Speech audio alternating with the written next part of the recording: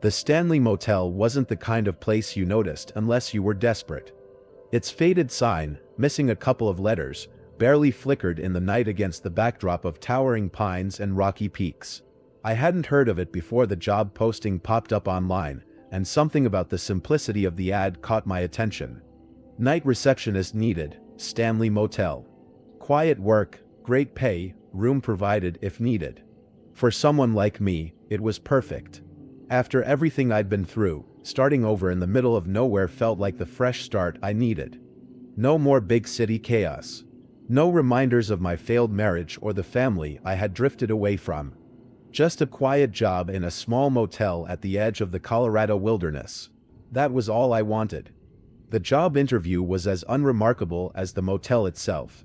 Mr. Mathers, the owner, barely asked me any questions. He seemed relieved when I said I'd take the position immediately. "We don't keep people here for long," he said with a shrug, his voice raspy from years of smoking. I thought it was his way of managing expectations. Who would want to work at a tiny, run-down motel in the middle of nowhere, anyway? The first night, I moved into the small staff quarters behind the office. It was cozy enough, a single bed, a wooden dresser, and a window that overlooked the gravel parking lot. The mountains loomed in the distance, their snowy peaks reflecting the moonlight. For the first time in years, I felt like I could breathe. Mathers didn't stay to show me the ropes, just left me with a brief orientation of the desk. "Keys are on the wall," he said, gesturing to a board with hooks labeled 1 through 10. "Room 7's light might flicker sometimes, but it's fine. Try not to overthink anything." Then he stopped and gave me a hard look, his deep-set eyes glinting. "And one last thing, just follow the rules." I raised an eyebrow. "What rules?" "You'll see," he muttered before disappearing into his truck and driving off, leaving me alone in the office with the soft hum of the overhead fluorescent light. Curiosity gnawed at me as the hours dragged on. There wasn't much to do other than sit at the front desk, watch the clock, and occasionally check the parking lot for late arrivals. By midnight, I was getting restless. That's when I decided to snoop around the desk a little more. Beneath a stack of old receipts, I found a folded piece of paper taped to the inside of the drawer. It was yellowed with age, the edges torn as though it had been handled too many times. Written in an elegant but slightly shaky hand, it read, "Rules for the night receptionist. Don't take payment from anyone at 1 a.m. If you hear someone humming outside, do not look through the windows. Always leave the porch light on for room 7, even if it's unoccupied. If a guest checks in with no luggage, call room 3 immediately. Never enter room 10 after midnight, even if the door is wide open." At the bottom, in bold letters, was a warning. "Breaking these rules will bring consequences beyond your understanding. Trust the rules, they are your lifeline." I stared at the paper for a long moment, the gravity of the words sinking in. Was this some kind of prank? Maybe Mathers had a weird sense of humor, or this was an old gag left by a former employee. But something about the tone of the note unsettled me, like it wasn't meant to scare, it was meant to warn. Folding the paper carefully, I tucked it back into the drawer. My shift ended without incident, but I couldn't shake the unease as I locked up and headed to my quarters. The night air was crisp, carrying the faint scent of pine and wood smoke. I paused at my window, staring out at the parking lot bathed in dim moonlight. A thought whispered in the back of my mind, what would happen if I didn't follow the rules? The rational part of me dismissed it as nonsense. But something deeper, a lingering intuition I couldn't quite ignore, told me the Stanley Motel wasn't as ordinary as it seemed. My second night at the Stanley Motel began with a growing sense of curiosity and dread. I couldn't get the rules out of my head. They lingered at the edges of my thoughts like a nagging itch I couldn't scratch. Was it paranoia? Or had the place already started to seep into my mind, bending it in strange ways? Either way, the quiet of the first night hadn't lasted long. By 11 p.m., I was settled at the front desk, nursing a cup of stale coffee while flipping through an old logbook Mathers had left behind. Most of the entries were mundane, guest check-ins, notes about maintenance issues, and reminders about the cleaning schedule. But as I skimmed the pages, I noticed entries scratched out so aggressively that the paper had torn. Words like incident and missing were barely legible beneath the heavy black ink. I set the book aside, unease prickling the back of my neck. A little after midnight, the bell above the front door jingled. I sat up, brushing off the uneasiness as a man entered. He was tall, with a hunched posture and a trench coat that dripped with melted snow. His face was hidden beneath a wide-brimmed hat, and he carried a briefcase in one hand. I offered my usual polite smile, even as my stomach twisted slightly. "Looking for a room," he said, his voice low and rough, like gravel scraping against metal. "Just for the night." I nodded, reaching for the ledger. "We've got plenty of availability. Can I get your name?" The clock behind the desk chimed once, signaling 1 a.m. My hand froze above the book as I remembered the rule: don't take payment from anyone at 1 a.m. "I'll pay cash," the man added, fishing a crumpled bill from his pocket and setting it on the counter. My pulse quickened. The rule hadn't explained why this wasn't allowed, and I felt a flicker of doubt. What could possibly happen if I took his money? The rational part of me wanted to dismiss the note entirely, but the other part, the part that had felt the icy air of the Stanley's hallways and heard the faint creaks in the dead of night, was screaming at me to stop. "I'm sorry," I said finally, sliding the bill back toward him. "We don't accept payments at this hour. But I can hold the room for you until morning." The man's hand froze above the counter. Slowly, his head tilted upward, revealing pale skin and hollowed eyes that glinted under the dim light. His smile was too wide, his teeth yellowed and uneven. "That's a strange policy," he said, his voice colder now. "Rules are meant to be broken, don't you think?" I swallowed hard. "I don't make the rules." He didn't respond, just stood there staring at me with that unnatural grin. For a moment, I thought he might argue, but then he grabbed the money and turned toward the door. His footsteps were unnervingly heavy as he crossed the threshold, and the bell jingled again as he disappeared into the night. I exhaled, realizing I'd been holding my breath. For several minutes, I stood frozen at the desk, listening to the faint rustle of wind outside. My hands trembled as I reached for my coffee cup, but before I could take a sip, I caught something in the reflection of the window. A shadow moved across the parking lot, too large and slow to be an animal. My heart thundered in my chest as I turned to look, but the lot was empty. The rest of the night passed in silence, but I couldn't shake the feeling that I'd narrowly avoided something terrible. When my shift ended at 6 a.m., I locked the office door with shaking hands and made my way to the staff quarters. Just as I stepped inside, I noticed something on the ground near the door, a single wet footprint, larger than any I'd ever seen, leading away from the building and disappearing into the shadows of the pines. I didn't sleep that morning. I couldn't stop thinking about the man with the hollowed eyes and that terrible smile. Whatever game the Stanley Motel was playing with its rules, I was no longer a skeptic. My third night at the Stanley Motel began with more resolve than I expected. The unsettling events from the night before hadn't broken me. If anything, they'd lit a fire in my chest. I needed answers, and I was determined to find them. There had to be a reason for the rules, for the strange figures that lingered just out of reach, and for the sense that the motel was more than it seemed. I arrived a little early that evening, wanting to get my bearings before my shift began. Mr. Mathers was nowhere to be seen, as usual, and the quiet was oppressive. I walked the perimeter of the motel, flashlight in hand, hoping the fresh air might calm the restless thoughts racing through my mind. The sky was an inky black, the moon barely visible behind a veil of clouds. The parking lot was empty, but as I turned the corner toward room 7, a cold wind whipped past me, making the hairs on my neck stand on end. The porch light for room 7 flickered, dimmed for a moment, and then steadied. I thought about the third rule: always leave the porch light on for room 7, even if it's unoccupied. That light had been a faint beacon each night I worked, and I hadn't questioned its importance. But standing there now, I felt a strange pull to the room. I took a hesitant step toward the door, then stopped. No one was staying in room 7 tonight, at least, no one who had checked in. The wind kicked up again, carrying with it a faint sound that made my blood run cold. It was humming, soft and melodic, drifting through the air like a nursery rhyme sung under someone's breath. I froze, remembering rule number 2. If you hear someone humming outside, do not look through the windows. The sound grew louder, closer, as if circling the motel.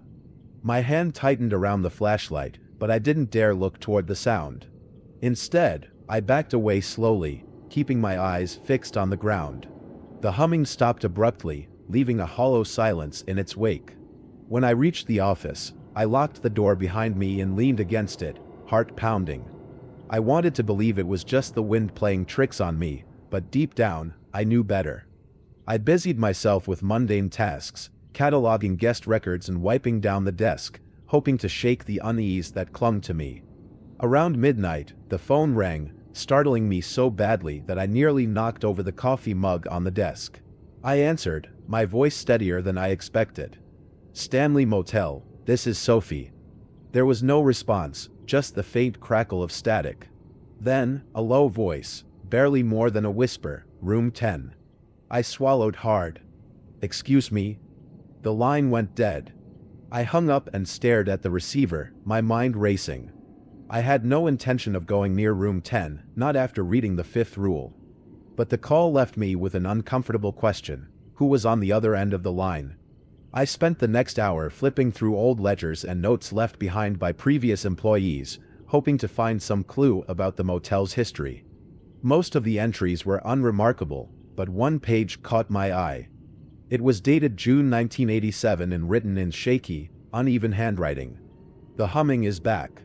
I didn't look this time, but I know they're out there.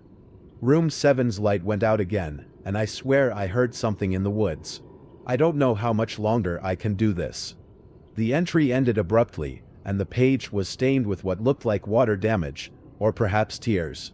I set the ledger aside, my chest tight. Whoever had written that entry had been just as scared as I was. They'd followed the rules, too, but it hadn't been enough to keep the fear at bay. At 2:30 a.m., the lights in the office flickered. I froze, watching the glow from the overhead bulb sputter and dim before returning to normal. It was a small thing, easy to dismiss, but it made me feel as if the motel itself was alive, watching me, testing me. I glanced at the clock, willing the minutes to move faster. My shift wasn't over until 6, and the night felt endless. A soft knock came at the door, breaking the silence. I froze, my breath catching in my throat. The knock came again, louder this time. I thought of rule number 5, never enter room 10 after midnight, even if the door is wide open. But this wasn't room 10. This was the office. I stayed rooted in place, my mind racing. Whoever, or whatever, was outside knocked again, more insistent now. "Sophie," a voice called, muffled by the door. It was Mr. Mathers. Relief washed over me as I hurried to unlock the door. I opened it just enough to see his familiar, weathered face. "I forgot my wallet," he said, his tone gruff but casual. "Mind if I grab it?" "Of course," I said, stepping aside. He entered, moving stiffly as he retrieved his wallet from the counter. "Everything okay tonight?" he asked, glancing at me with a raised eyebrow. "Fine," I lied. He gave a curt nod and left without another word, the bell jingling softly as the door closed behind him. The rest of the night passed in an uneasy blur. The hum never returned, but I couldn't shake the feeling that something, or someone, was watching me from the shadows of the motel. When my shift ended, I didn't linger. I grabbed my things and walked quickly to my car, eager to leave the Stanley Motel behind, if only for a few hours. But as I pulled out of the parking lot, I glanced back and noticed something that made my stomach churn. The porch light for room 7 was flickering again, dimming until it went out completely. When I returned for my next shift at the Stanley Motel, the air felt heavier, as if the events of the previous nights had settled into the bones of the place.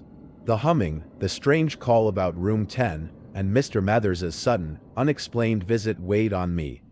I told myself that it didn't mean anything, that I could handle it. After all, I had been following the rules, and as far as I could tell, nothing had directly happened to me. Still, I couldn't shake the feeling that the motel was aware of me, like an unseen presence waiting for me to slip up. That evening, as I set up for the night shift, I noticed something odd on the desk. A small box, wrapped in plain brown paper and tied with twine, sat in the center. There was no note, no explanation. I hesitated before picking it up, my pulse quickening. The package wasn't large, just about the size of a shoebox, and it felt surprisingly light. I placed it back down carefully, unsure of what to do. The rules didn't mention anything about packages, but the idea of opening it made my stomach churn. Instead, I slid it under the desk, out of sight. Whatever it was, I'd deal with it later. The night began uneventfully. I logged the day's check-ins, organized some paperwork, and made a fresh pot of coffee. But the quiet was deceptive, and it wasn't long before the motel began to assert its presence. Around midnight, the phone rang. I flinched at the sound, my hand hovering over the receiver. For a moment, I considered letting it ring, but curiosity got the better of me. "Stanley Motel, Sophie speaking," I said, trying to keep my voice steady. There was silence on the other end, followed by a faint crackling noise. Then, a voice, a woman's, spoke in a soft, measured tone. "Room 10, she said, just as the caller the night before had done. My throat tightened. "Who is this?" I demanded. The line went dead. I slammed the receiver down, my heart pounding. This was the second time someone had called about room 10. The rules were clear. I was never to enter that room after midnight, no matter what. But the calls were starting to feel like bait, as if the motel, or something within it, was testing me, waiting to see if I'd crack. For the next hour, I tried to distract myself by tidying the office, but the silence outside the windows felt oppressive. I couldn't shake the feeling that something, or someone, was lingering just beyond the glow of the porch lights. At 1:15 a.m., the door chime jingled, and I looked up to see a man standing in the doorway. He was tall and thin, with a gaunt face and sunken eyes that seemed to absorb the light. He wore a threadbare suit that looked decades out of place. "I need a room," he said, his voice low and gravelly. I glanced at the clock. He was past the forbidden 1 a.m. payment window, so I didn't feel the same dread I'd felt the previous night. But something about him put me on edge. "All right," I said, forcing a polite smile. "Do you have any luggage?" He shook his head. "No." My stomach dropped. Rule number 4 flashed in my mind. If a guest checks in with no luggage, call room 3 immediately. I hesitated, my hand hovering over the phone. "Could you excuse me for just a moment?" The man didn't respond, his dark eyes fixed on me. I turned away and dialed the number for room 3, my fingers trembling. The line rang once before the same gravelly voice from before answered, "Understood." When I turned back to the man, he was gone. I rushed to the door, scanning the parking lot, but there was no sign of him. The only movement came from the trees swaying in the wind. My breath caught in my throat as I stepped back inside, locking the door behind me. The hours crawled by after that. I stayed in the office, unwilling to step outside unless absolutely necessary. The package I'd stashed under the desk seemed to radiate unease, but I refused to touch it. At 3:05 a.m., I heard footsteps outside the window. They were slow and deliberate, crunching against the gravel. I froze, my heart hammering in my chest. The rules didn't say anything about footsteps, but they reminded me too much of the humming I'd heard the night before. I stayed perfectly still, refusing to look out the window. The footsteps paused, then resumed, circling the building. My skin crawled as they passed by the office door. Minutes passed like hours, but eventually, the sound faded, leaving only the whistle of the wind. I let out a shaky breath, my muscles stiff from the tension. When dawn finally broke, the weight in the air lifted slightly, though the unease lingered. As I prepared to leave, I noticed that the porch light for room 7 was out again. I grabbed a new bulb and headed over to replace it, the morning light giving me a small measure of courage. But as I unscrewed the dead bulb, I noticed something scratched into the metal fixture. "Don't trust the lights." I stared at the words, my pulse quickening. What did it mean? I finished replacing the bulb quickly, glancing around the parking lot. The motel seemed quiet, but the sense of being watched had returned. When I finally drove away, the morning sun warming the horizon, I couldn't shake the feeling that I was leaving something unfinished. The motel was testing me, and I had a sinking suspicion that it wasn't done yet. By the time I returned for my next shift, my nerves were fraying at the edges. The humming, the trench coat man, the cryptic call about room 3, everything was wearing me down, and I couldn't help but wonder what else the Stanley Motel had in store for me. I told myself, as I had every night, that I could handle it, that following the rules was enough. But the creeping unease in my gut said otherwise. The first few hours of the shift were uneventful, and I clung to the mundanity of my tasks as if they could anchor me to reality. I checked inventory, updated the guest ledger, and organized the office drawers. The package I'd hidden under the desk was still there, untouched, and its presence gnawed me. I could almost feel it staring at me from the shadows. I was tempted to throw it outside, but the rules said nothing about packages, and I didn't want to risk breaking an unspoken boundary. At around 11:30 p.m., I noticed something unusual. Room 10's door was slightly ajar. My heart sank. That door had been closed and locked every night I'd been on shift, and the rule about avoiding room 10 after midnight was burned into my mind. It wasn't quite midnight yet, but the sight of the open door filled me with dread. The faint glow from the room spilled into the parking lot like an invitation, or a warning. I debated calling Mr. Mathers. The idea of someone trespassing terrified me less than whatever might be tied to room 10. But before I could decide, the office phone rang. The shrill sound cut through the quiet, making me jump. I stared at the receiver, my hand hovering over it. When I finally picked it up, I could barely get out a greeting before a distorted voice spoke. "You're not supposed to see what's inside," it rasped. "Who is this?" I demanded, but the line went dead. My hands were shaking as I hung up. I looked out the office window, half expecting to see someone standing in the parking lot, but there was no one. Only the faint wind rustling the pines. The door to room 10 was still ajar, its open maw daring me to approach. I reminded myself of the rule: never enter room 10 after midnight. I locked the office door and stayed behind the counter, trying to focus on anything but the dark rectangle of the door. Midnight came and went, and though nothing happened, the oppressive weight of its presence didn't ease. Just as I started to relax, the lights in the office flickered. I froze. Rule number 4 blared in my mind: if the lobby lights flicker, leave the building immediately. My instincts screamed at me to stay put, to hunker down where it felt safe. But the rules weren't suggestions, and ignoring them had consequences. Grabbing my coat, I hurried outside into the cold night. The gravel crunched underfoot as I moved to the far edge of the parking lot, my breath forming puffs in the frigid air.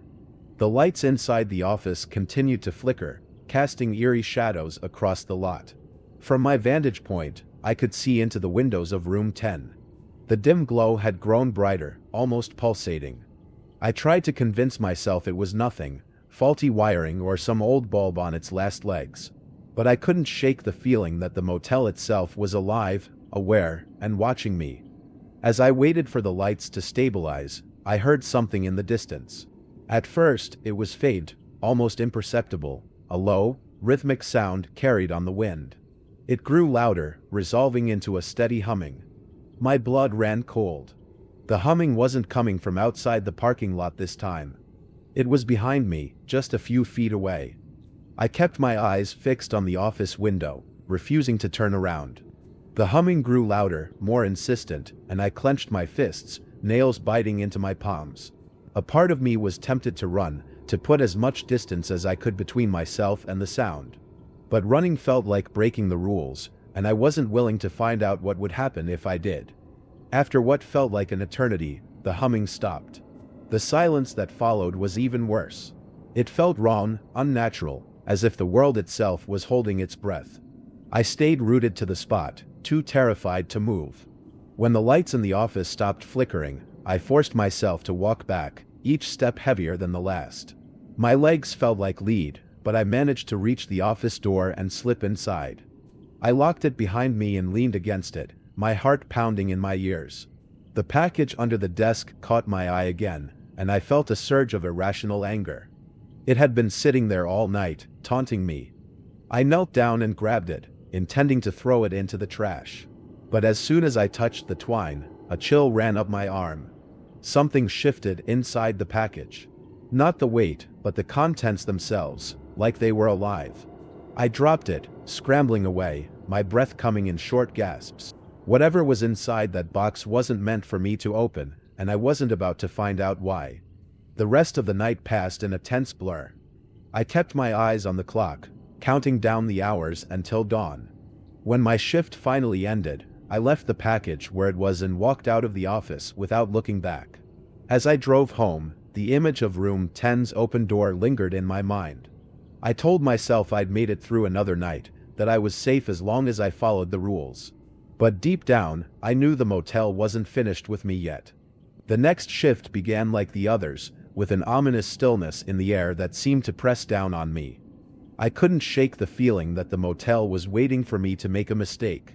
The package I'd left behind remained at the edge of my thoughts, its strange movement replaying in my mind. Every instinct told me to throw it away, but I didn't dare. Whatever rules governed the Stanley Motel didn't explicitly forbid the box, but it felt like one more trap waiting to spring. When I arrived at the office, the light seemed dimmer than usual, casting long, distorted shadows across the walls. The air inside was stale, and it took me a moment to realize the smell was stronger tonight, musty, like damp earth. I wrinkled my nose and flicked on the desk lamp, grateful for the warmth of its yellow glow. As I settled in, I checked the clock on the wall, 11:45 p.m. The time seemed to drag on these shifts, and I tried to distract myself by going through the guest ledger. The motel was quiet. Too quiet. The stillness outside amplified every small sound, the rustling of the wind, the distant creak of a door hinge, and the faint tap of my pen against the desk. As much as I tried to focus on work, my attention kept drifting toward the window. The gravel lot was empty except for the occasional swirl of wind kicking up dust, but I couldn't shake the feeling that I was being watched. Shortly before midnight, I heard the familiar sound of a door creaking open. My heart jumped, and I instinctively looked toward the window. The door to room 10 was open again, its dark interior like a void waiting to swallow everything. My throat tightened as I remembered the rule: never enter room 10 after midnight. But it wasn't midnight yet. I wrestled with the temptation to investigate. The thought of approaching that room sent a shiver down my spine, but a nagging curiosity pulled at me, whispering that I might find answers. I stepped out of the office, the night air biting against my skin. Each step toward the room felt like crossing an invisible line. My breath puffed in front of me as I stopped a few feet away from the open door. Inside, it was completely dark, but I could feel something watching me. The weight of its attention was suffocating, pressing against my chest like a physical force. "Hello?" I called, my voice trembling despite my best efforts to steady it. There was no answer, only the faint sound of wind whistling through the trees. My instincts screamed at me to leave, to run back to the office and lock the door. But before I could move, the door slammed shut with a deafening bang. The sound reverberated through the parking lot, and I stumbled backward, my heart racing. I didn't wait to see what would happen next. I turned and sprinted back to the office, my feet crunching against the gravel. When I reached the door, I fumbled with the keys, my hands shaking. The moment I locked myself inside, the lights flickered briefly, and I collapsed into the chair behind the desk, struggling to catch my breath. The rest of the night passed in tense silence. I stayed rooted in my chair, my eyes darting between the window and the clock. The door to room 10 didn't open again, but I couldn't shake the feeling that whatever was inside was still watching, waiting for me to break the rules. By the time my shift ended, the first light of dawn was creeping over the mountains, bathing the motel in an eerie glow. As I locked up the office, I glanced at room 10 one last time. The door was closed again, as if nothing had happened, but the weight in the air lingered, heavy and oppressive. Driving home, I couldn't stop thinking about what I'd seen, or rather, what I hadn't seen. The motel was testing me, I realized. Every shift felt like a game, and the stakes were getting higher. But I had no intention of losing. The rules were my lifeline, and as long as I followed them, I would survive. The next shift began with a strange and unnerving calm. As I parked in front of the Stanley Motel, the building seemed almost serene, bathed in the orange glow of the setting sun. But I knew better. The quiet was a facade, masking whatever unseen forces pulsed beneath the surface of this place. Every inch of the motel felt alive, aware, and I could feel its attention on me the moment I stepped out of my car. Inside the office, the air was thick with tension. The faint mustiness I had noticed the night before was stronger now, mingled with the faint smell of sulfur. It made my stomach turn. I shook it off and settled behind the desk, my eyes immediately drawn to the clock on the wall. It was 10:45 p.m. Early enough to prepare myself for whatever was coming. I busied myself checking the guest ledger and making sure the keys were in their proper places on the board. It was a ritual I'd developed over the past week, a way to ground myself amid the chaos of the night shifts. But even as I tried to focus, my mind kept wandering back to the rules. Each one felt like a trap waiting to spring, and I couldn't shake the feeling that tonight would test me in ways I wasn't prepared for.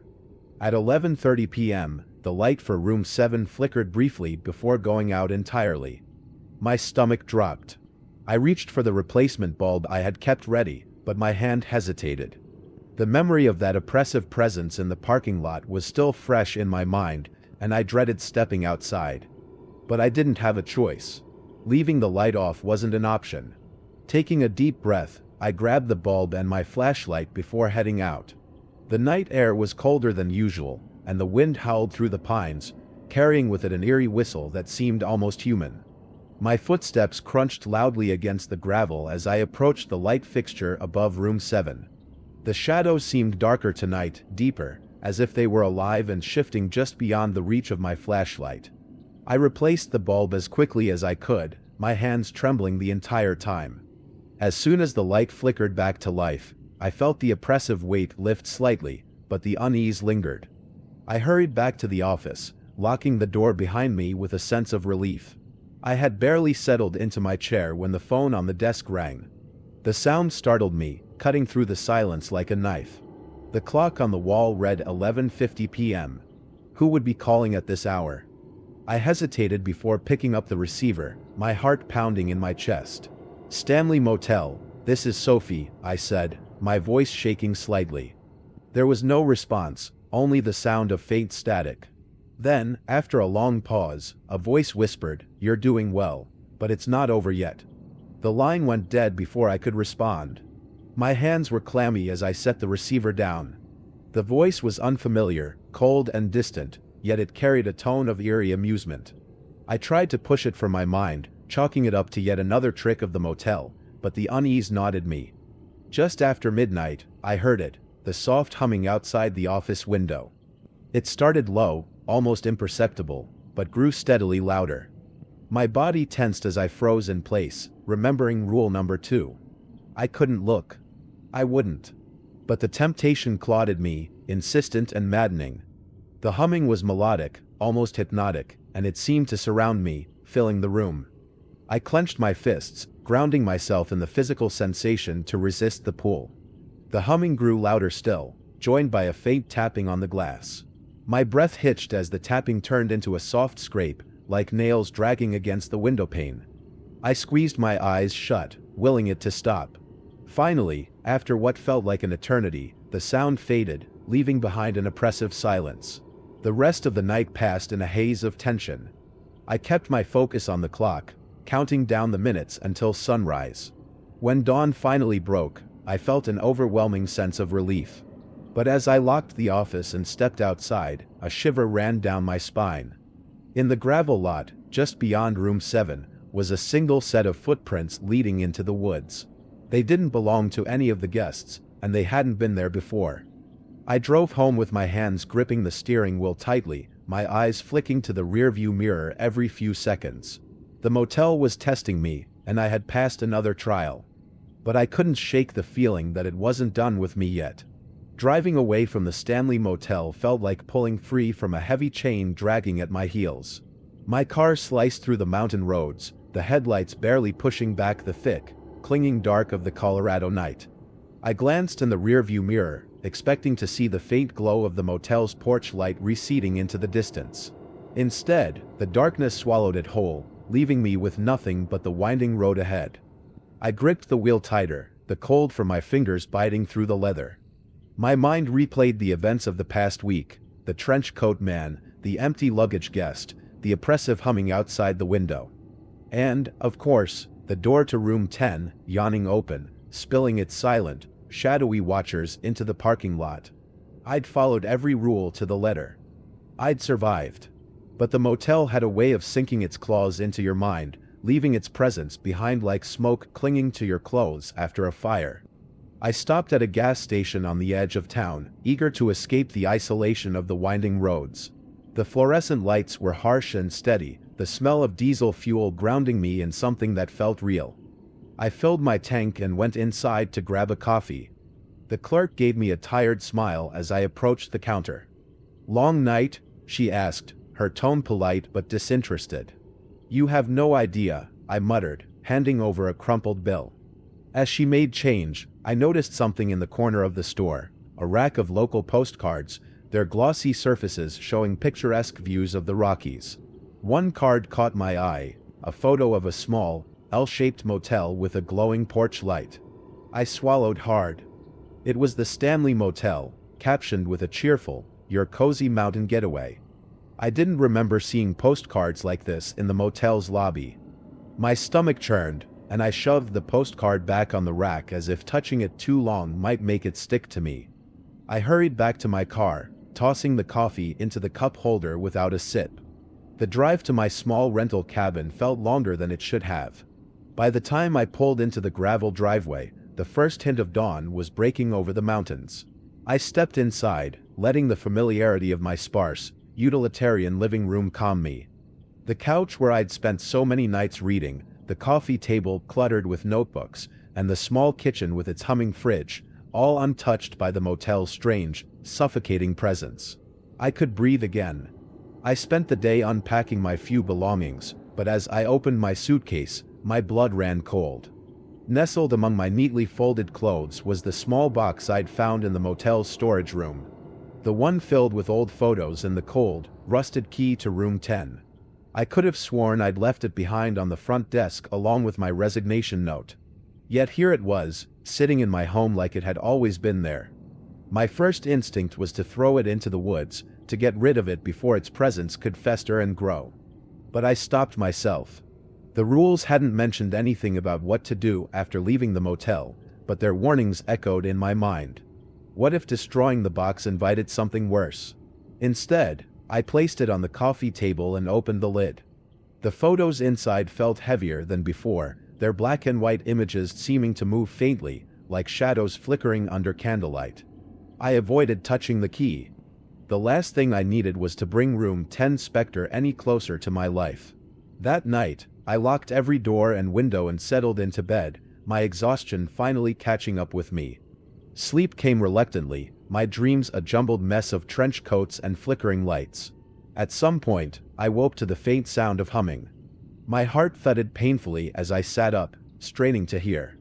The sound was faint, like it was coming from the edge of the forest outside. I reminded myself I wasn't at the motel anymore. The rules didn't apply here. But the humming grew louder, closer, until it felt like it was right outside my window. I pulled the blanket tighter around me, refusing to look. If I didn't acknowledge it, maybe it would go away. The sound eventually faded, but sleep never returned. The next morning, I found muddy footprints leading from the edge of the woods to my front porch. They stopped just before the door, facing it like someone had stood there for hours. I decided then that staying here wasn't an option. I needed to get as far away as possible, leave Colorado altogether if I had to. But as I packed my things, a letter slipped through the mail slot and landed on the floor with an ominous thud. My hands trembled as I picked it up. The envelope was yellowed, the handwriting on the front elegant and old-fashioned, Miss Sophia Hart. I tore it open, the contents making my vision swim. It was a single sheet of paper, the edges frayed and brittle. The handwriting matched the note I'd found on my first night at the Stanley Motel. "You've done well, Sophie. The Stanley Motel always appreciates a rule follower. Your presence is requested for one final shift. The porch light will be on, just for you. Sincerely, Elias Stanley." The letter slipped from my fingers, floating to the floor as I backed away, the edges of my vision darkening with panic. I hadn't escaped. I'd only delayed the inevitable. The motel wasn't just a place, it was a presence, a force that wouldn't let go no matter how far I ran. I glanced at the coffee table. The key to room 10 gleamed dully in the soft morning light, as if mocking me. In the back of my mind, a small voice whispered the truth I didn't want to acknowledge. I didn't have a choice. The motel wasn't done with me. The humming began again, this time inside the cabin.